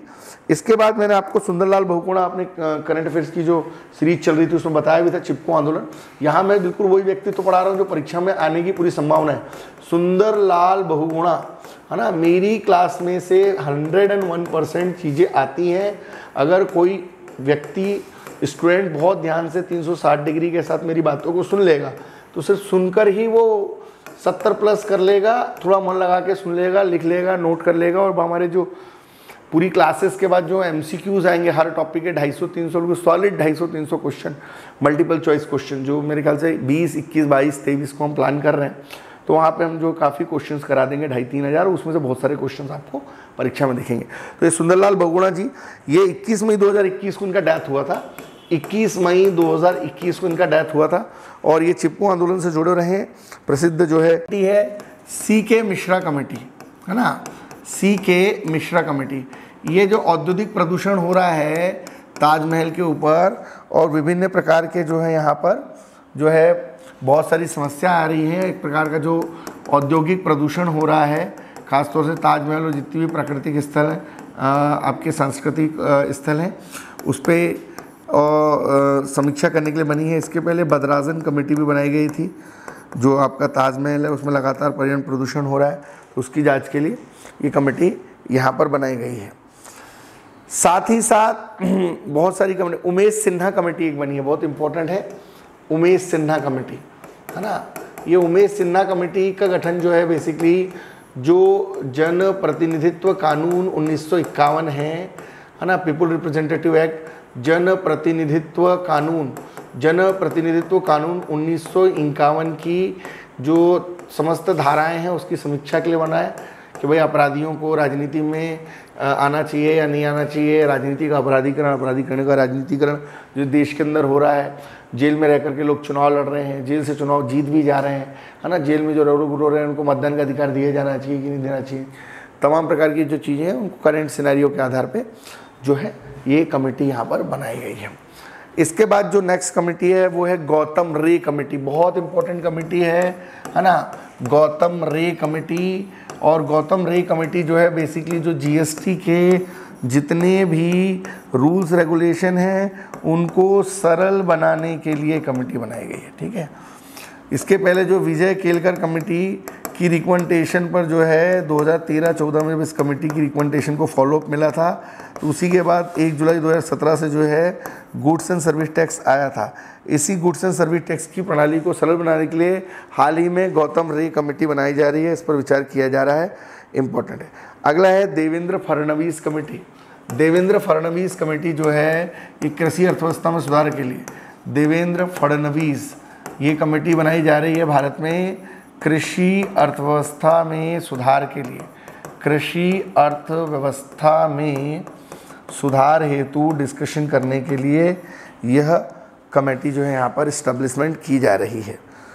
इसके साथ ही सुरजीत भल्ला कमेटी लिख लेंगे, व्यापार और वाणिज्य से संबंधित नीति निर्माण के लिए, है ना, सुरजीत भल्ला, व्यापार और वाणिज्य में नीति निर्माण के लिए जो है यह सुरजीत भल्ला कमेटी बनाई गई है, जो व्यापार और वाणिज्य में जो है नीति बनाने हेतु या नीति निर्माण या एनालिसिस करने के लिए जो है ये कमेटी का गठन यहाँ पर किया जा रहा है।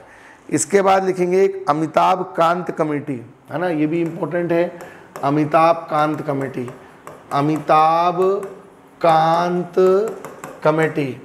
स्पेशली जो ट्रेन है, रेलवे है, इसका जो निजीकरण किया जाएगा या ना किया जाए, है ना, इस पर जो है विभिन्न प्रकार के जो प्रश्न चिन्ह पूरे देश में हो रहे हैं, तो उस पर विचार करने के लिए जो है ये कमेटी बनाई गई। इसी तरीके से एक मिहिर शाह कमेटी भी बनाई जा रही है, मिहिर शाह, है ना, मिहिर शाह कमेटी, ये भी बहुत इंपॉर्टेंट कमेटी है। मिहिर शाह कमेटी की रिकमेंडेशन पर जो है मनरेगा 2 लाया गया था। तो ये जो बेसिकली मिहिर शाह कमेटी है राष्ट्रीय जल नीति से संबंधित है, नेशनल वाटर पॉलिसी, और अभी जो है जल शक्ति मंत्रालय भी इस दिशा में काम कर रहा है। अगला है KV कामत कमेटी, बहुत इंपॉर्टेंट कमेटी है, ये भी निश्चित तौर पे क्वेश्चन आ सकता है यहाँ से, मेरे द्वारा जो भी चीज़ें इंपॉर्टेंट बताई जा रही है अब इनको ध्यान से मन लगाकर थोड़ा पढ़ लेंगे, आपको चीज़ समझ में आएंगी।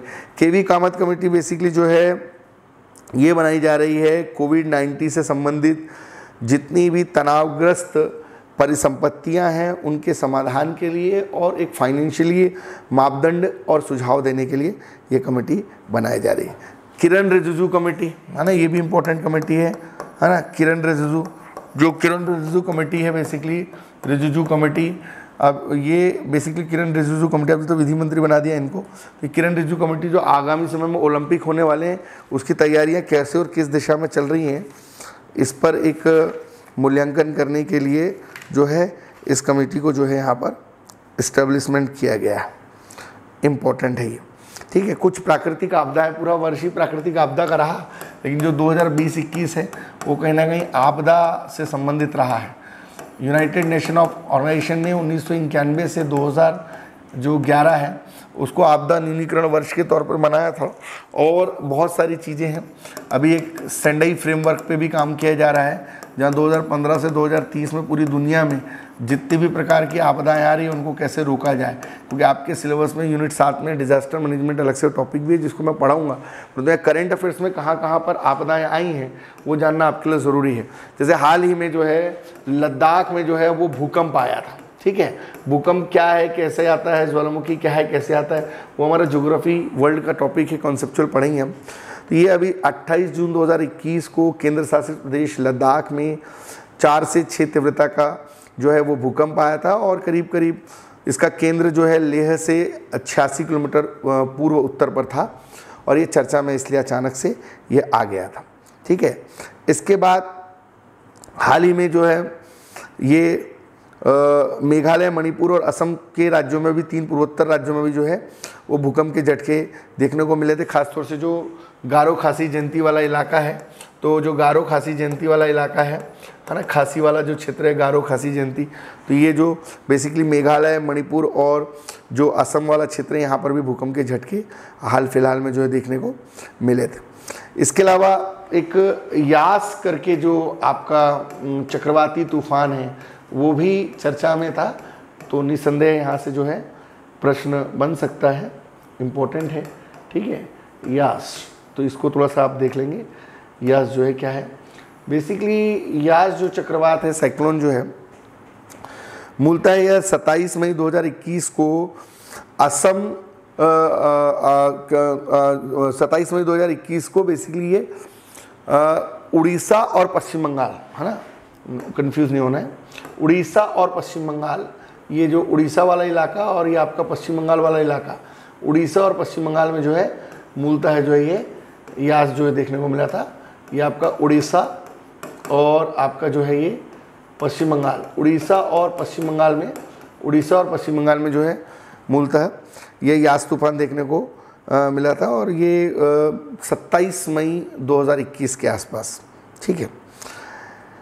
इसके बाद एक ताउते करके भी तूफान आया था, ताउते या ताउते प्रोनाउंसिएशन अलग अलग करते हैं उसका लोग, हाँ, वो कंफ्यूज नहीं होना है ना। यास वाला जो तूफान है वो बेसिकली उड़ीसा और पश्चिम बंगाल में आया था ना, और जो ताउते है ना, उस साइक्लोन को भी याद नहीं, कई बार साइक्लोन आता है और परीक्षा में उसको पूछते, तो ताउते आ गया था अपना 18 मई को, और उसके ठीक 3-4 दिन बाद फिर आया।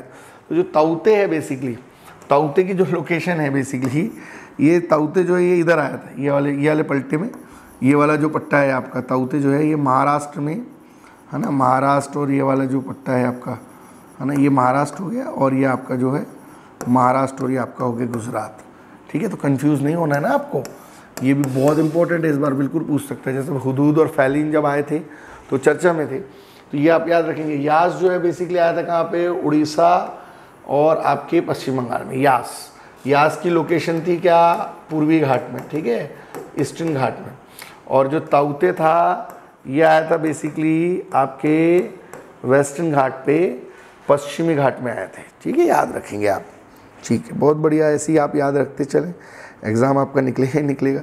सैरोजा करके एक चक्रवात चर्चा में था इस बार, है ना, सैरोजा, ठीक है, ये याद रखेंगे आप। सैरोजा जो है बेसिकली ये साइक्लोन आया था ऑस्ट्रेलिया में, ठीक है ना। नेशनल इंटरनेशनल भी एक्टिविटीज़ के अंतर्गत क्वेश्चन आते हैं, तो ये जो है आपका बेसिकली ये इंपॉर्टेंट है भाई, काफ़ी इंपॉर्टेंट है, इसको याद रखेंगे आप, ठीक है। ये आपका बहुत इंपॉर्टेंट है कि ये सैरोजा कहाँ पर आया था। तो सैरोजा जो चक्रवात है ये अप्रैल 2021 में जो पश्चिमी ऑस्ट्रेलिया वाला क्षेत्र है वहाँ पर आया था। काफ़ी खतरनाक चक्रवात था, साइक्लोन था, इसने काफ़ी बड़े स्तर पर यहाँ पर नुकसान किया था, ठीक। इसके बाद एक चक्रवात निसर्ग जो पिछली बार आया था वो भी काफ़ी चर्चा में था। प्राकृतिक आपदा देख रहे हैं तो हम पूरा का पूरा देख लें। निसर्ग जो है ये भी काफ़ी इंपॉर्टेंट है ना, अकॉर्डिंग टू एग्ज़ाम आप पढ़ते रहेंगे, इम्पोर्टेंट है ये, बिल्कुल इम्पोर्टेंट लगाएंगे इसको, है ना। निसर्ग ठीक है। तो ये जो निसर्ग है बेसिकली, अगर हम निसर्ग चक्रवात की बात करें तो पश्चिमी घाट में ये आया था, उत्तर महाराष्ट्र और जो है दक्षिण गुजरात में, है ना। उत्तर महाराष्ट्र, ये महाराष्ट्र का जो ये वाला पूरा भाग है, ये उत्तर महाराष्ट्र वाला आप क्षेत्र समझ सकते हैं। ये वाला, ये पूरा पूरा जो है उत्तर महाराष्ट्र, है ना, ये उत्तर महाराष्ट्र वाले क्षेत्र में आया था। और साथ ही साथ जो है ये आपका जो है ये आपके दक्षिणी जो है गुजरात वाले क्षेत्र में आया था। तो निसर्ग आया था बेसिकली पिछले साल आया था। ये निसर्ग जो है ये आया था पिछले साल, ये आया था 3 जून 2020 को, ठीक, याद रखेंगे। इसी तरीके से एक अम्फान करके आया था, अम्फान याद रखेंगे। जितने भी चक्रवात है सब याद रखिए आप, सब इम्पोर्टेंट है ना। कुछ भी आ सकता है परीक्षा में, कोई गारंटी नहीं है ना, क्या पूछ लेगा क्या नहीं पूछेगा, आपको मेरे को बता के नहीं पूछेगा, ठीक है। ये हो गया आपका अम्फान, अम्फान, ठीक, ये भी बहुत इम्पोर्टेंट है अम्फान, ठीक, इसको इम्पोर्टेंट लगा लें आप, इम्पोर्टेंट है अम्फान, ठीक। तो अम्फान की जो लोकेशन है बेसिकली, अम्फान जो है बेसिकली कहाँ पर आया था उसको देखते हैं हम। अम्फान जो चक्रवात है ये बेसिकली आया था आपके मई 2020 में, उड़ीसा वाला जो पूरा और वेस्ट बंगाल वाला पट्टा है ना, यहाँ पर आया था ये यहाँ पर, ये पूरा जो ये वाला जो क्षेत्र है उड़ीसा, है ना, और ये आपका ये इधर ये पूरा ये वाला पट्टा ये आपका ये जो है ये आप पूरा देख रहे हैं ये वाला, ठीक, ये आप इसको याद रखेंगे, ये वाला जो पूरा पट्टा है, ठीक है। इस पूरे पट्टे में उड़ीसा और वेस्ट बंगाल वाले एरिया में ये आया था आपके अम्फान, ठीक। तो अब याद रखना, यास भी इधर ही आया है और अम्फान भी इधर ही आया, ठीक है। यास आया 21 में, अम्फान आया 20 में, ठीक। और इधर जो है ये जो इधर है ये वाला इधर वाले क्षेत्र में, यहाँ पे जो है बेसिकली यहाँ पे आपके आया ताउते और बेसिकली निसर्ग, ठीक। जितने तूफान चक्रवात सब एक जगह पढ़ लो आप। अमेरिका में एक आया था, चर्चा में था, वो इम्पोर्टेंट है, याद रखेंगे आप, लारा, है ना, जैसे सरोजा चर्चा में था ना, ये लारा चक्रवात जो है ये बेसिकली अमेरिका में, जो कैटरीना आया था अमेरिका में तो पूछा था, तो लारा जो है बेसिकली ये अगस्त 2020 में आया था और अमेरिका में आया था, और ये बहुत इम्पोर्टेंट तूफान है, याद रखेंगे इसको आप, बिल्कुल भी नहीं भूलें। और एक निवार करके आया था, निवार भारत में आया था, निवार आया था 2020 में, और निवार जो है ये आया था दक्षिण पश्चिम बंगाल की खाड़ी के जस्ट ऊपर में, है ना। निवार जो है, ये जो निवार है बेसिकली ये यहाँ पर जो है ये आया था, यहाँ पर निवार दक्षिण पश्चिम जो बंगाल की खाड़ी है यहाँ पर आया था। ये जो वे ऑफ बंगाल है, बंगाल की खाड़ी वाला जो क्षेत्र है ना, ये बंगाल की खाड़ी में यहाँ पर आया था निवार, याद रखें निवार, ठीक। पूरी दुनिया में 62 साइक्लोन्स आते हैं, उसमें 22 एशिया में आते हैं, उसमें 8 भारत में आते हैं, उसमें भी जो 6 हैं वो बंगाल की खाड़ी में आते हैं और 2 जो हैं वो अरब सागर में आते हैं। आमतौर पर ये चक्रवात आते ही रहते हैं भारत में, साइक्लोन आते ही रहते हैं ना, इसको आप याद रखेंगे। इसके बाद ग्लेशियर जो विस्फोट हुआ था उत्तराखंड में, ये चमोली डिस्ट्रिक्ट में हुआ था, याद रखेंगे आप, और ये फरवरी 2020 की घटना थी, ठीक, फरवरी 2021 की घटना थी, ग्लेशियर, है ना, उत्तराखंड में। आमतौर पे उत्तराखंड में इस प्रकार की एक्टिविटीज़ होती रहती हैं, इसलिए कहीं ना कहीं पूछा जा सकता है, जिसको थोड़ा सा आप देख लेंगे, ठीक है। तो अब एग्ज़ाम के दृष्टिकोण से अगर हम बात करें तो बहुत सारी चीज़ें हैं जिनको हम यहाँ पर पढ़ सकते हैं, और कुछ चीज़ें जो हैं देखेंगे हम यहाँ पे अपने नेक्स्ट वीडियो में, और बहुत सारे MCQs भी अभी हम करवाने वाले हैं, है ना। एक स्ट्रेटजी पे आप काम कर रहे हैं। अभी जो हमारी रणनीति है वो MPPSC प्रीलिम्स के लिए है, काफ़ी कम दिन बच गए हैं, है ना। तो इस कम दिनों में आपको क्या करना चाहिए मैं थोड़ा सा अपने स्तर पर बता दूं। जो पूरी की पूरी जो 10 यूनिट्स हैं, है ना, ये मेरे वीडियो के अंत में मैं कुछ एक आपको प्लानिंग थोड़ी बता दूं कि अब क्या करना चाहिए। यूनिट 1 में जो हमारा मध्य प्रदेश का हिस्ट्री वाला पोर्शन है, निसंदेह यहाँ से क्वेश्चन बनने तय हैं और यहाँ से मान के चलिए 8 से 10 क्वेश्चन आएंगे और ये सबके लिए नए होंगे, सबके लिए इम्पोर्टेंट होंगे और ये यूनिट मुझे लगता है बहुत ज़्यादा इम्पोर्टेंट है, इसलिए इस यूनिट को आप नज़रअंदाज बिल्कुल भी ना करें। ठीक है, इसमें मैंने आपको जो भी टॉपिक्स पढ़ाए हैं, चाहे जनजातीय व्यक्तित्व वाला टॉपिक हो, प्रमुख पर्यटन स्थल वाला टॉपिक हो, धार्मिक स्थल वाला, लोक कला, लोक साहित्य, साहित्यकार, लोक नाटक और शिल्प कला, चित्रकला से संबंधित चीज़ें हों, या इसके साथ ही जो है मध्य प्रदेश के प्रमुख राजवंश हो, मध्य प्रदेश की प्रमुख स्वतंत्रता आंदोलन और मध्य प्रदेश से संबंधित जितने भी वैदिक काल महाजनपद की एक्टिविटीज़ हों, और इसके साथ ही जनजातीय जितना भी डाटा हो कि कहाँ की जनजाति कौन सी रहती है, कहाँ निवास क्या करते हैं, और जो पूरा का पूरा हिस्टोरिकल बैकग्राउंड हो, प्राचीन, मध्यकालीन, आधुनिक, वो पूरा आपको अच्छे से देखना चाहिए। ये काफ़ी स्कोरिंग है, यहाँ पे आपको अच्छे खासे नंबर गेन हो सकते हैं। जो यूनिट 2 है, इसमें ख़ास तौर से आप प्राचीन भारत बहुत अच्छे से पढ़ें, है ना, आधुनिक भारत भी बहुत अच्छे से पढ़ें, और मिडवल इंडिया जो मध्यकाल है, इसमें जो आपका कंस्ट्रक्टिव वर्क वाला पूरा पोर्शन है, आर्ट एंड कल्चर से रिलेटेड जो चीज़ें हैं, और विशेषकर कि मध्य प्रदेश के संदर्भ में जो मिडवल इंडिया है, उसको आप ज़रूर यहाँ पर देखें और आपको देख के जाना चाहिए।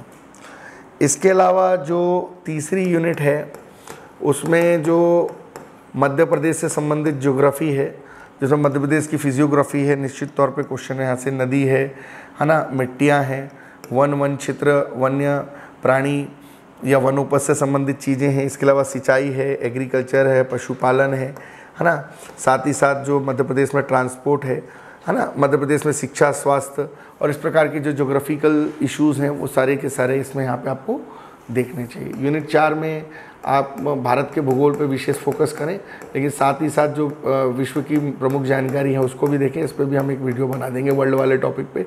इंडिया पे लगभग हमने फिजियोग्राफी वाला पोर्शन जो है वो बना दिया है, वहाँ से काफ़ी चीज़ें आ सकती हैं और कुछ चीज़ों को मैपिंग के थ्रू समझा देंगे।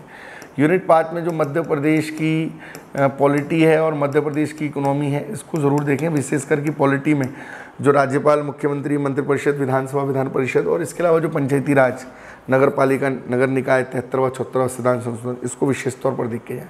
मध्य प्रदेश की इकोनॉमी को भी आप संदर्भित अर्थ में देखें। यूनिट 6 के अंतर्गत जो भारत की पॉलिटी है, भारत की राजनीति है, उसका पूरा बेसिक, चाहे 1919 1935 का एक्ट हो, प्रस्तावना हो, है ना, मौलिक अधिकार, मौलिक कर्तव्य, डीपीएसपी और राज्य के नीति तत्वों का जो वर्तमान में महत्व है, केंद्र, राज्य, जिला, स्थानीय की सरकारें, और यूनिट 6 के अंतर्गत जो इकोनॉमी की बेसिक चीज़ें हैं। यूनिट 7 को काफ़ी अच्छे से पढ़ें, काफ़ी स्कोरिंग और टर्निंग पॉइंट यूनिट रहेगी। इसके अलावा यूनिट 8 बहुत अच्छे से पढ़ें, हम पढ़ा ही रहे हैं। करंट अफेयर्स के अंतर्गत चर्चित स्थान, चर्चित व्यक्तित्व, चर्चित घटनाएं, समिट, इवेंट्स और स्पोर्ट्स से जुड़ी चीज़ें। यूनिट 9 इंफॉर्मेशन टेक्नोलॉजी और कम्युनिकेशन टेक्नोलॉजी, और यूनिट 10 में आयोग। तो हमारी पूरी कोशिश है कि अभी हम जो अपनी सीरीज़ ये चला रहे हैं, इसमें हम आपको आयोग पे जो है, कमीशन पे जो है एक वीडियो बना के देंगे, प्रॉमिस है हमारा 3 घंटे का। इसके अलावा इंफॉर्मेशन टेक्नोलॉजी, कम्युनिकेशन टेक्नोलॉजी पे हम आपको एक वीडियो बना के देंगे, और करंट अफेयर्स पे हम लगातार मेहनत कर रहे हैं। इस पर स्पोर्ट्स पे एक वीडियो हम आपको बना के देंगे। साइंस पे हम पूरा करीब 8 से 10 घंटे का 2-3 वीडियो बना के देंगे। यूनिट 6 पे हम अपने लेक्चर्स लेके आएंगे, 5 पे हम अपने लेक्चर्स लेके आएंगे, 4 का कुछ बच गया उसको कंटिन्यू करेंगे, 3 में हम करा चुके हैं, 2 में कुछ बच गया उसको कंटिन्यू करेंगे, और 1 में हम करा चुके हैं। इसके बाद हम जितने भी टॉपिक्स हैं, इस पर मल्टीपल चॉइस क्वेश्चंस भी हर यूनिट से 200-250 करीब खास क्वेश्चंस कराएंगे। एग्ज़ाम हॉल में 5 question silly mistakes, 5 human mistakes, 5 over confidence, तो 15 क्वेश्चन तो आपके यही गलत हो जाते हैं। इनको कैसे गलत करने से रोकना है, प्लस कई बार प्रश्न गलत आते हैं, कई बार उनके उत्तर गलत दिए जाते हैं आफ्टर आंसर सीट, तो उस तकनीकी भूल को भी हम कैसे वहाँ सुधारें, उस पर ध्यान देंगे। आगामी वीडियो में हम अपनी स्ट्रेटजी को कंटिन्यू पुट अप करेंगे। परीक्षा के काफ़ी कम दिन रह गए हैं। आज के बाद करीब मान के चलिए 14, 15, 16, 17, 18, 19, 20, है ना, 1, 2, 3, 4, 5, 6, 7 दिन काफ़ी ईमानदारी से आप पढ़ें, और फाइनल रिवीजन 21, 22, 23, 24 को देकर 25 वाला अपना पेपर अच्छे करें। फिर आप निश्चित तौर पर मुख्य परीक्षा देंगे नवंबर में, और आने वाले समय में भी बहुत सारी परीक्षाएं प्रीलिम्स को लेकर होने वाली हैं, उस पर भी आप फोकस करें। थैंक यू सो मच, लगातार हमें देखते रहें, सब्सक्राइब करें, वॉच करें और कमेंट्स पे जाके जो भी आपकी पॉजिटिव नेगेटिव बातें हैं, अच्छा लग रहा है तो अच्छा लिखें, ठीक नहीं लग रहा है तो वो लिखें, आपको अधिकार है पूरा। और ज़्यादा से ज़्यादा लोगों को शेयर करें और लगातार हमसे जुड़े रहें कनेक्टिविटी के साथ। हमारे व्हाट्सअप नंबर जो है उस पर आप कोई डाउट आता है, कोई प्रॉब्लम आता है तो डायरेक्ट जो है हमको व्हाट्सअप पे जो है 95, क्योंकि सबके कॉल उठाना पॉसिबल नहीं है, तो 9584928252 ये हमारा व्हाट्सअप नंबर है। इस पर अपना जो भी डाउट है आप हमको ज़रूर मैसेज में बताएं और आप मैसेज करेंगे और हम जिस समय फ्री रहेंगे तो ज़रूर उसका आपको रिप्लाई करेंगे। भविष्य में हमारे जो फाउंडेशन बैचेस चालू होने वाले हैं, है ना, इन फाउंडेशन बैचेस में हम प्री को लेकर जो नेक्स्ट और मेंस को लेकर जो स्ट्रैटेजी बनाने वाले हैं, उस पर क्या स्ट्रैटेजी रहेगी, कैसे आपको वहाँ फीस पे करना है, कैसे हमारा ऐप डाउनलोड करना है, कैसे लिंक के थ्रू आपको पूरा कंटेंट मिलेगा, हमारे पेन ड्राइव कोर्सेज कैसे रहेंगे, कैसे हम आपको पीडीएफ प्रोवाइड करेंगे, इन सारी बातों को लेकर, साथ ही हमारे जो हस्तलिखित हैंड रिटन क्लास नोट्स वो आपको कैसे उपलब्ध होंगे, हमारी पब्लिकेशन की बुक्स आपको कैसे अवेलेबल होंगी, या आप हमारी ऑफलाइन क्लास का हिस्सा कैसे बन सकते हैं या ऑनलाइन में कैसे कंटिन्यू कर सकते हैं, इन सारी बातों को हम डिटेल में डिस्कस करेंगे अपने आगे के वीडियो में। थैंक यू सो मच, बहुत बहुत धन्यवाद। आज के दौर में जब लोग अपने घर वालों की नहीं सुनते हैं, आप हमको इतनी देर सुन रहे हैं, ये भी अपने आप में एक बहुत बड़ी बात है। और अपनी कलम को सरकारी कलम बनाएं, इन्हीं शुभकामनाओं के साथ। थैंक यू सो मच, धन्यवाद।